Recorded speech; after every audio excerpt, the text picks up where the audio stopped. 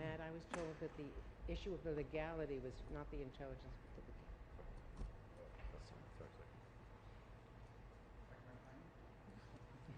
Where do I stand here? Yeah. Yes. All right, let's go. Mr.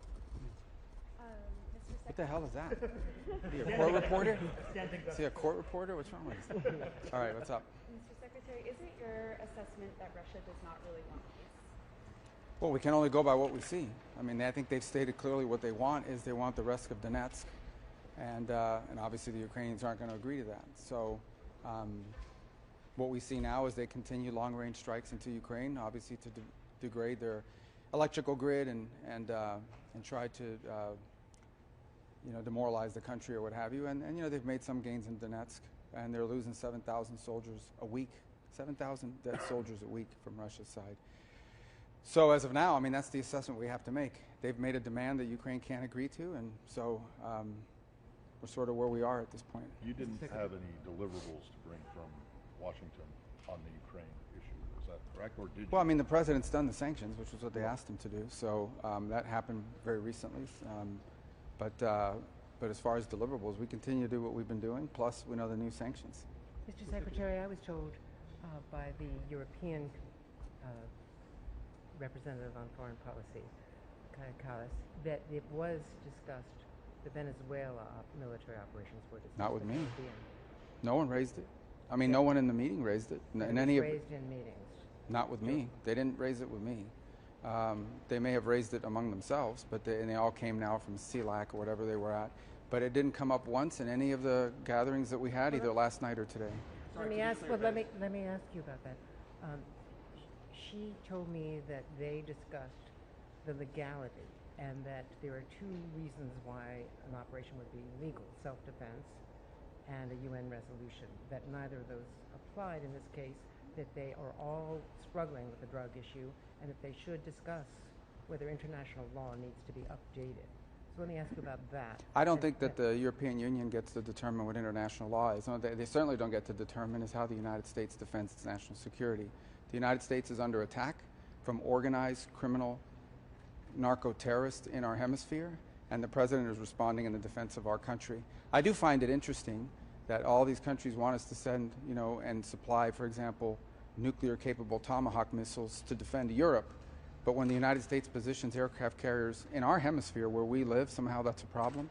So I would say that the United States is, and this president has made very clear, his job is to protect the United States from threats against the United States, and that is what he's doing in this operation. And Canada's foreign minister says that they have been assured that the U.S. is using its own intelligence and that the Canadian intelligence is not being used. We've been told, or there are reports rather, that the UK is not sharing targeting intelligence. Yeah, a couple points. The United States, there's reasons why we have those assets in the region, and that is to collect intelligence, and we're actioning on that. Obviously, I won't go any deeper when it comes to intelligence matters. I did see a CNN report yesterday. I'm not going to go into great detail and to say that it's a false story. It's a fake story. And what's happening now is people with a business card that has a government email on it become sources because they don't know, they're not even in the know. So they either have an agenda or they want to make themselves important. And it's been a plague of story after story that's either inaccurate or misleading, and that falls in the category of both. That story does. But again, going back, look, this is a counter-drug operation. The president's ordered it in defense of our country. It continues. It's ongoing. It can stop tomorrow if they stop sending drug boats. The Maduro regime is a narco-terrorist regime indicted in the Southern District of the United States for narco-terrorism. But more importantly, they're also a transshipment organization that allows these groups to operate from their national territory. They allow drugs to be shipped. They openly cooperate with the shipping of these drugs towards the United States and Europe, by the way, so maybe they should be thanking us. But the bottom line here is that the president is going to defend the national interest and the national security of the United States, which is under threat by these terrorist organizations. Secretary, you met with your Saudi counterpart today. Mm-hmm. Can you talk about what is being discussed in preparation for MBS visit to the White House next week, and will the Saudis get a security deal that is better than the deal that Qatar previously got? Well, we're still working through all that. I mean, obviously, all that will be announced just prior to or during the visit, but we'll have some good agreements to sign with them. A lot of progress has been made since the president's visit there, so we're working through that. I feel good about where it's at. There's still a few things that need to be tightened up and finalized, and we're going to have a good meeting next week. Mr. Secretary, I'd like to go to another region. Which one? For that, Sudan. Oh, Sorry. yeah, it's terrible. Exactly, and I saw the communique that the G7 put out today. I mean, what is your take? Is there anything that can be done right now? Unlike the Caribbean, which anybody who told you that was discussed is not being honest with you. Not a single person brought it up in any of those, and we had 3 meetings with the whole group or 4. That was discussed. And we're very concerned. As you know, we've been sponsoring this Quad initiative along with Egypt, Saudi Arabia, and the United Arab Emirates. And I think the fundamental problem we have is that the RSF agrees to things and then never follows through with it. So now what you have is a calamity on your hands. And so I had meetings on this yesterday. We've discussed it multiple times with multiple countries today. And I think something needs to be done to cut off the weapons and the support that the RSF is getting as they continue with their advances. I think it's telling, the humanitarian groups are telling us that some of the levels of malnutrition and suffering that they're seeing from some of these people who have been able to flee is unprecedented. They've recorded things they've never recorded before. And I think even more troubling is that they didn't have the number of refugees they expected to receive because they assume many of them are either dead or so sick and malnourished they can't move anymore. So what's happening there is horrifying. We have worked, I think, all the way back to July and August on this Quad because there are countries involved in helping these elements on the ground fighting. And we share many of the same concerns that others do about how that could turn into a nest for jihadist and terrorist activity. But the solution to it is not to fight a war where civilians literally are being targeted for rape, sexual violence, and murder. And that's what's happening. But the What's your assessment on the UAE's role in this supplying conflict? them with drones, Chinese drones. Yeah, so we're working hard at it. We know who the parties are that are involved. These things, that's why they're part of the Quad, along with other countries involved. And so I can just tell you at the highest levels of our government, that case is being made and that pressure is being applied to the relevant parties. I don't want to get into calling anybody out in a press conference today because what we want is a good outcome here. This needs to stop. I mean, they're clearly receiving assistance from outside that's allowing them. And clearly that assistance isn't just coming from some country that's paying for it. It's also coming from countries that are allowing their territory to be used to ship it and transport it. So that, in order for this to be solved, that needs to be addressed. I don't know if you saw the RSF a few days ago agreed to humanitarian ceasefire, but they don't intend to comply with it. And when you raise the issue of these atrocities, they always hide behind the argument that this is rogue elements. Well, it's not rogue elements. They're doing it systematically, and it's something that we have taken very seriously and are doing everything we can to bring the relevant countries to the table to stop it. It needs to end. Would you support the Senate push, bipartisan Senate push, to label the RSF either a foreign terrorist organization or STGG? Yeah, I mean, if it would be helpful in bringing this to an end, we would. I haven't seen that proposal. I know some senators discussed it with me months ago, but in the end, we just want this needs to stop. And I think, unfortunately, what's happening here is the RSF has concluded that they're winning, and they want to keep going. And by going, they're not just fighting a war, which war alone is bad enough. They're committing acts of sexual violence and atrocities, just horrifying atrocities against women, children, innocent civilians, of the most horrific kind.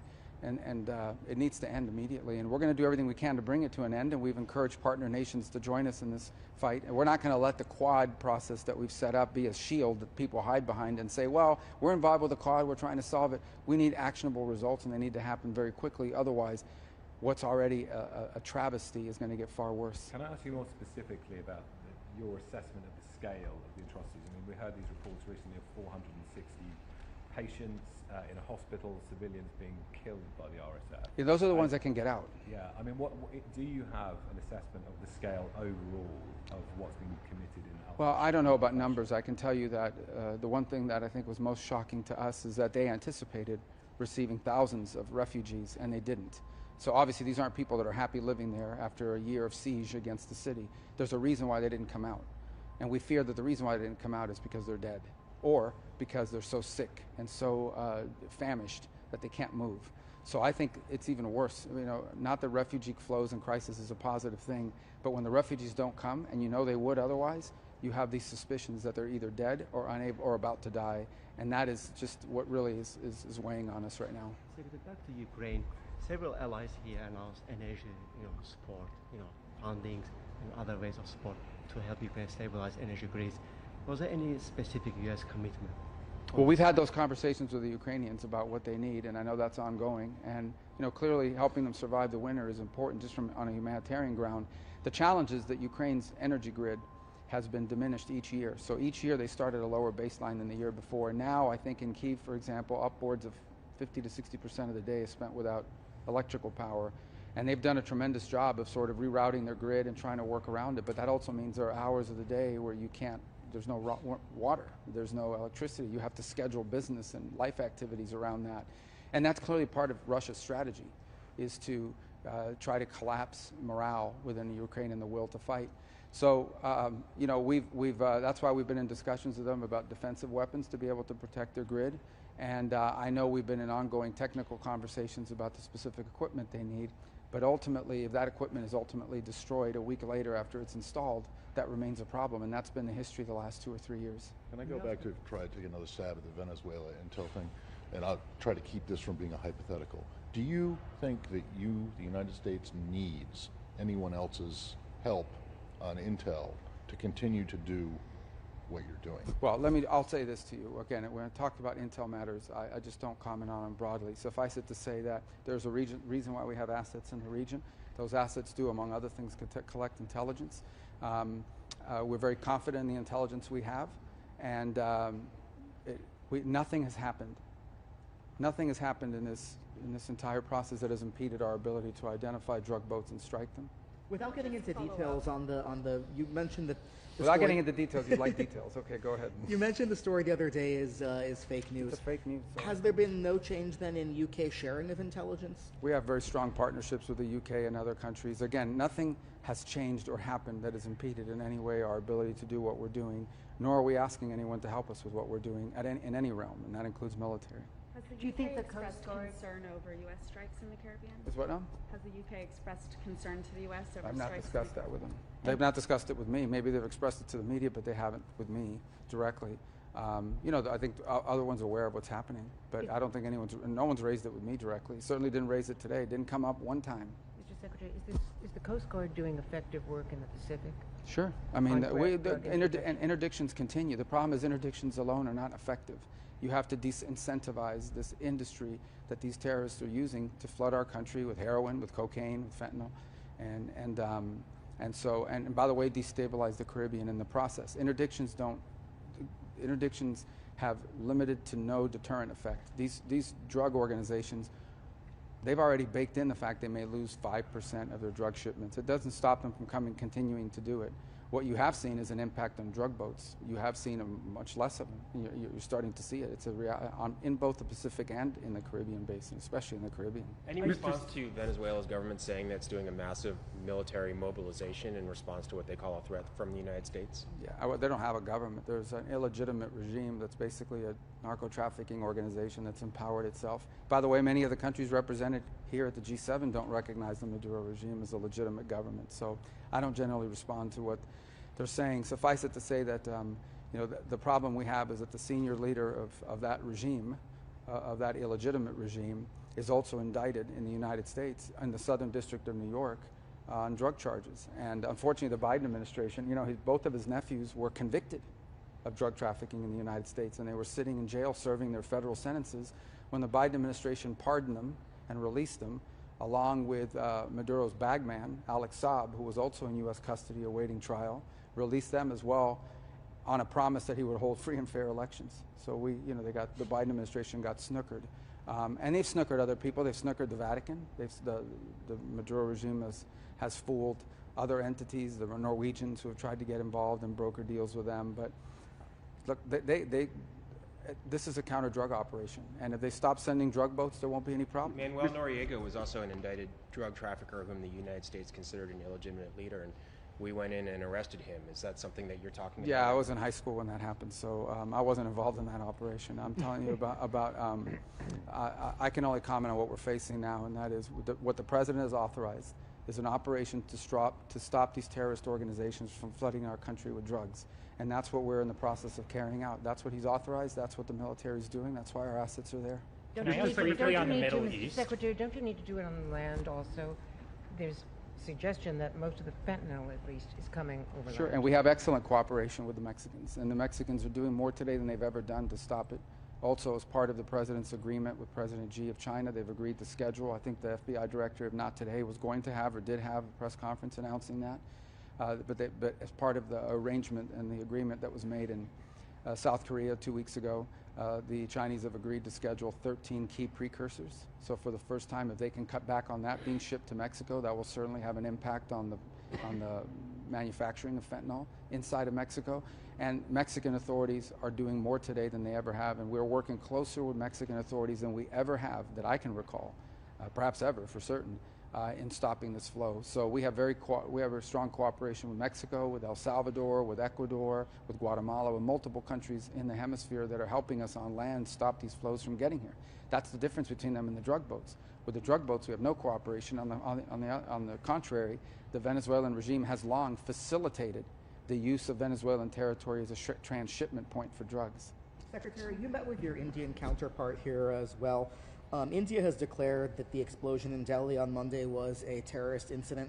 How concerned are you about rising tensions between India and Pakistan, given the antecedent of the tension and the fighting? Yeah, I mean, we're aware.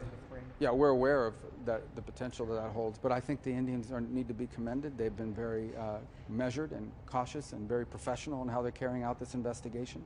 That investigation continues. It clearly was a terrorist attack, and it was a car loaded with highly explosive materials that detonated and killed a lot of people. But I think they're doing a very good job of carrying out an investigation, and I think when they have facts, they'll release those facts. So, but clearly, I mean, we're aware of the potential that it has, and so we spoke about that a little bit today, the potential that it has to become something broader. But I think we're going to await to see what their investigation reveals. We've offered to help, but I think they're very capable in these investigations. They don't need our help, and they're doing a good job. And I thought they were very measured and professional in how they've approached it, as they usually are. You mentioned China and fentanyl. This working group that the Treasury Secretary has talked about setting up, measuring China's progress on cracking down on fentanyl flows.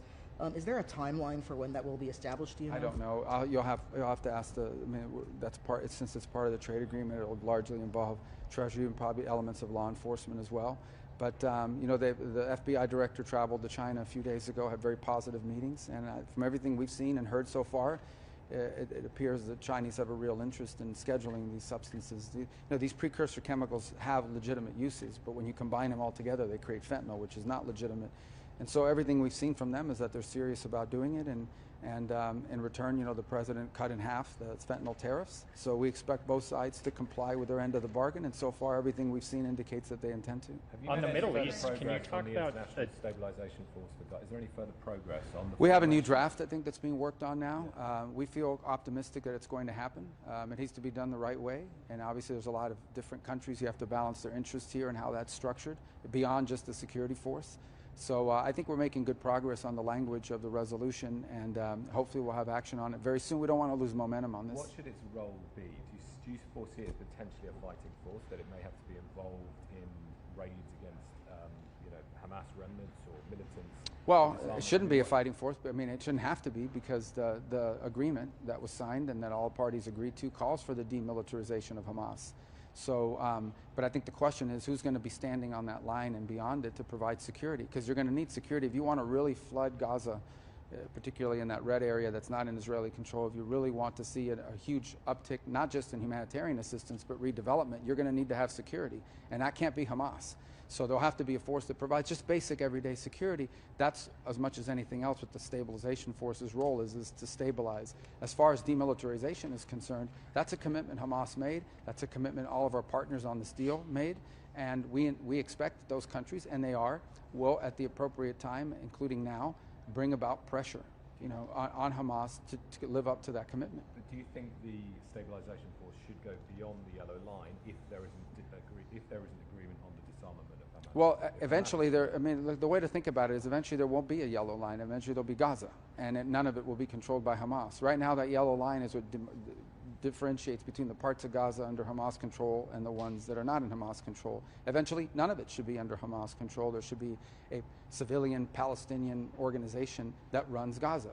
And that's the goal, is to stand that organization up, give it capacity, allow it to grow in both capability and credibility, and ultimately it will govern Gaza. The Israelis don't want to govern Gaza. We don't want to govern Gaza. No country in the Middle East wants to govern Gaza. But it'll take some time to build up that capability, and in the interim, someone has to provide security. It just sounds like you're saying the ISF wouldn't go in until there is a full withdrawal of the Israelis? Well, that's what's being worked on in the resolution, and those are the questions that key partner countries are asking before they participate. And so that's part of the ongoing conversations that are happening. But clearly there'll have to be some delineation of all of that before countries sign up, and that's part of what's going on. I don't want to comment on it in detail simply because it's still being worked on and negotiated as part of the drafting. There's been a spate of violence in the West Bank. Critics say that West Bank settlers have carried out this violence with impunity. I'm just wondering what your reaction is to that, if you could see that in any way potentially undermining or endangering some of these agreements in Gaza. I hope not. I mean, I think I saw comments today from the President of Israel and even from the head of the IDF in that region condemning what happened. I think they also attacked Israeli forces as part of this. So well, I don't have all the details on exactly what happened, but this has happened in the past. But yes, look, certainly there's some concern about events in the West Bank spilling over and creating an effect that could undermine what we're doing in Gaza. We don't expect it to. We'll do everything we can to make sure it doesn't happen. I think you're just talking about the violence part. But I thought today the comments were very strong by the President of Israel and also by the IDF commander in the area. His own troops were attacked, as well as police officers. So I thought the Israelis today responded, and they actually sent forces to respond to the attacks today as well, which is why their forces came under attack by some of these elements. Mr. Secretary, hold on one second. Go ahead. Thank you. Sorry, on Syria, the U.S. is allowing Syria to resume embassy operations in the United States. Is the U.S. looking to resume embassy operations in Syria? Are you working towards? Well, it's a little safer in Washington than it is in Damascus right now, so I think that that's part of it. Look, we want to give these guys every chance to succeed. They told us what they want to do is create a national Syrian government in which every element of Syrian society is represented and feels safe. They don't want Syria to ever again be a base of operations for Iran, for ISIS, or for any of these groups. They want it to be a country, not a launching pad for attacks against their neighbors. And so we want to give them every chance to succeed in that regard. The alternative is that if it doesn't work, if this doesn't happen and it collapses, then the alternative is going to be that Syria will fall into civil war and it'll become a playground for virtually every dangerous element in the Middle East, and including a return of Iran, and it'll even strengthen Hezbollah. So we don't want to see that happen. So this is the best option on the table to prevent that from happening. So we want to give these guys every chance to succeed. We hope that they do. No one can guarantee that it will, that what the task they're taking on is very difficult. That includes, there are parts, some of the elements that helped the current government come to power and drive Assad out are foreign fighters. Some of them that helped them are people who have some pretty radical views, and they're not all entirely under the control of the government in Damascus. There are issues with the Kurds in the north. There are issues with Bedouin and Druze in the south. So there's concerns that Israel has about its own security. All these things have to be balanced. So it's a tough task, but I ask everybody the alternative. The alternative, if this fails, let's say that this government project fails either because they make it fail or because they're just not successful, then what you're going to see is Syria fall into total civil war, and it'll just become an ungoverned space and a playground for ISIS, for Hezbollah, for Iran, for Al-Qaeda, for every dangerous element in the region. And we'll have a whole new war on our hands. Mr. Secretary. Go ahead. No, I'm sorry. Thank you, Mr. Secretary. The communique mentions China's nuclear arsenal and concerns about that. Can you describe what conversations were had with other GC members and other representatives in the meetings? And what did you tell them about President Trump's pledge to resume nuclear testing? Well, it didn't. Neither. I mean, Trump's pledge to resume testing of our nuclear capabilities, that includes delivery systems, is on par with what other countries around the world are doing. We've got to make sure these things work and that they're safe. In terms of the Chinese nuclear program, that wasn't discussed in any of our meetings. That's something that happened at the staff level, but these are longstanding concerns. I mean, the Chinese are undertaking the most rapid military buildup in human history. So, and part of that is their expansion of their nuclear capabilities. So, obviously, we're keeping an eye on that, and I think everybody's concerned about that. Secretary, on Russia's actions, to what extent did it come up, like to further strengthen? Well, there's not a lot left to sanction from our part. I mean, we hit their major oil companies, which is what everybody's been asking for. Obviously, those have to be implemented, and it'll take some time to begin to feel it. But I mean, I don't know what more there is to do. I mean, we're running out of things to sanction in that regard. Well, Shadow Fleet is an enforcement mechanism, and obviously sanctions have to be enforced. So, we don't put sanctions and then not enforce them. We're interested in enforcing them as well. So, but that's more of an enforcement matter. And shadow fleet has come up because I do think there are things that the Europeans can do on shadow fleets, since a lot of these are happening in areas much closer to them. Mr. Secretary, you was your Mexican counterpart. Yeah. And you've talked about Mexico helping more than ever before. There's been a high-profile assassination in recent weeks of a mayor of a town in the state of Michoacan in Mexico. How concerned are you about Mexico's public security situation? What more can the U.S. do to help Mexico to take on the scourge of the cartels and the violence? Well, we're willing to provide them any help they want. You know, obviously they don't want us we're not going to take unilateral action or go in and send American forces into Mexico, but we can help them with equipment, with training, with intelligence sharing, with all kinds of things that we could do if they asked for it. They got to ask for it. But look, you asked about one mayor. It's not just, there's been other mayors. There's been journalists. There's been politicians. There's been judges. These cartels are very powerful. And one of the things that no one is discussing enough is the rise of these transnational terrorist organizations. And just because they're not ideologically driven does not mean they're not terrorists. You don't have to be ideological to be a terrorist. And they're terrorists because they possess, in many cases, more weapons, better training, better intelligence, and more capabilities than nation states do. In the case of Ecuador, these terrorist organizations are threatening the Ecuadorian state. I mean, planning IDFs and attacking, planning IEDs and attacking the presidential convoy. In Mexico, there are areas of the country that are frankly run by and governed by these cartels are more powerful than local law enforcement or even the national forces are. So these are a concern throughout the hemisphere. In the case of Haiti, the Haitian problem is not with some ideological movement. The Haitian problem is with armed gangs that in many cases are stronger and more capable than the Haitian forces are to be able to stand up against them. So this is something it's probably the most serious endemic problem in the region, is that these aren't just criminal organizations. They are terroristic organizations because they threaten the viability and the capabilities of nation states. They undermine, and they're trying to, in the case of Haiti, they're trying to make Haiti have no government at all. It's just a playground for them. That's sort of what the Maduro regime has become in Venezuela, and they would have empowered, and obviously in areas of Mexico as well. But the level of cooperation between the U.S. and Mexico today is at an all-time high, and it's growing, and it's positive. And it's driven by what they ask for, what they need, and by helping them improve their own capabilities if they ask us for that help. And they have in some cases, and others, they have those capabilities already. So we have a very good relationship with them. We've made incredible strides in the first 10 months of this year, but it's a big problem that's been existing for a very long time. So we're taking on something that's been there for a long time. So it's going to take a while to see measurable progress. In some cases, we already have. We're getting extraditions faster than we ever have, for example. Not always, but in many of these cases. So we have no complaints on the level of cooperation we've had from Mexico, and the work we're doing with them is historic right now. Haiti, but there's more to be done. On Haiti, did you get any commitments today at the G7? Well, I mean, the Canadians have stepped up already. Yeah, so we have two challenges in Haiti. The first is we have to finish out the transition period to the gang suppression force. So there's another 3 months early next year that has to be funded. We have agreed to fund the first half of the transition phase, which takes us to the end of this calendar year. And now the money needs to be raised from international partners to fund the second 3 or 4 months transition. Then we need to raise money for the UN office and the gang suppression force, and we have to get countries to volunteer to send forces. We can't just have the Kenyans doing it alone with 2,000 troops.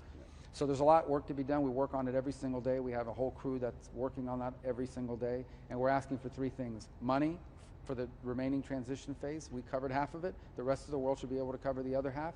Second is money for the UN office and the gang suppression force. And third are the forces. Countries make a commitment to bring forces to bear so that they can rise to 5,000 as opposed to 2,000. And we're very grateful to what the Kenyans have done already, so we don't want to see them abandoned. And we welcome them and we encourage them to remain a part of the gang suppression force. Is someone ready to take over for the Kenyans? Well, other countries will join it, is what we hope. It won't just be the Kenyans by themselves. But to lead it? Well, that's what we're working on right now. As you can tell, I mean, it's not like it's work to be done there in that regard. And we think there needs to be more hemispheric participation in that regard. It really is something that we'd like to see higher levels of participation from our hemisphere. Now, we welcome other countries as well, but we think it's important that countries in our hemisphere participate in this, since it is a hemispheric challenge. Are there negotiations going on right now in advance of the New START treaty expiring in February? No, there's no active open I mean, there's conversations about potentially speaking to them about that. They've expressed publicly some interest in it. So we're viewing that, and I think that's, we bifurcate that from the whole Ukraine lens or context. So, But look, we have communications with the Russians at levels every day, maybe not at my level, but whether it's our embassy operations issues or things like what you've just asked about with New Start. But I don't have any news on that today. How's your relationship with Lavrov right now? I haven't talked to him in a month, but it's fine. I mean, look, the last conversation go? Well, I mean, look, the last conversation, I think, in my view, the way I would characterize it is, I think there was agreement on both sides that the next time our presidents meet, there has to be a concrete result. We have to know going in that we have a real chance to get something positive coming out. And we'd love to see that happen. I mean, we'd love to see this war end. But we can't just continue to have meetings for the sake of meetings. And I think both sides sort of view it that way. At least that's what I took from our conversations. So, you know, my conversations with them have always been professional and productive. But, I mean, obviously we want to see results. Do you have any evidence, sir, that the Russians or the Wagner Group, other proxies, are involved in Sudan in continuing this war? Well, there's a lot of players involved in Sudan, but I think the primary challenge we face right now, and I'm not diminishing that what the other side has done or what other atrocities that have been committed in different groups that are playing, and that includes potentially the Iranians, at least money and weapons being flown into the other side. But I think our biggest problem right now, not to single them out, but we need to, is what the RSF has done in recent weeks. They don't have manufacturing capabilities. Someone's giving them the money and someone's giving them the weapon, and it's coming through some country. And we know who they are, and we're going to talk to them about it and make them understand that it's going to reflect poorly on them, and it's going to reflect poorly on the world if we can't stop this. How concerned are you about frozen Russian assets? Will the U.S. get involved in the Europeans' plan to use the Russian frozen assets to support Ukraine? Well, Secretary Besson is sort of dealing with that topic, so I wouldn't want to get ahead of him on that. I encourage you to ask Treasury about it. I mean, I just don't want to. I'll let him speak for what our latest thinking. Oh, I mean, we're aware of the efforts in Europe. Obviously, they have a couple countries that are not excited about it. So, but that's a European matter. As far as frozen assets in the United States and our approach to that, that's something the Secretary of Treasury is working on, and collectively we're working on as a team. But I'll refer you to him. I don't want to be commenting on that and getting ahead of him on anything. Does the U.S. support the European plan? Again, it's also something that he's looking at. Look, we like anybody else, there are some unintended consequences to doing that. But I don't have any official statement on that right now. How concerned are you about okay. Russian incursions in Eastern Europe? What's that now? Russian incursions, increasing incursions in Eastern European countries. How concerned are you about those incursions and any? Yeah, we're not in favor of them. I mean, we don't like them, but we have a strong commitment to NATO and to defend our partners if they ever come under attack. We think those provocations are coming from Russia. We think that they're counterproductive and obviously create a high level of tension that could spark something broader, which would be bad news for them and bad news for everybody, really. Okay. One quick question on Hungary, Mr. Secretary. You guys have issued a waiver, sanctions waiver for Hungary. There are conflicting reports about terms limits. Is it about 1 year or indefinite? No. So it depends. There's a nuclear plant issue that's already under construction, and they need to complete. And because it involves a Russian company that did the design and build, we want them to be able to complete because we want them to be energy independent. In the case of the pipelines on oil and gas, it's a 1-year extension because it would be deeply traumatic to their economy to cut them off immediately. It's a very small piece of what Russia sells. It's almost all of what they buy, and it would be deeply destabilizing in Hungary for them to lose access to those energy resources. All right, let's get out of here before they ground it.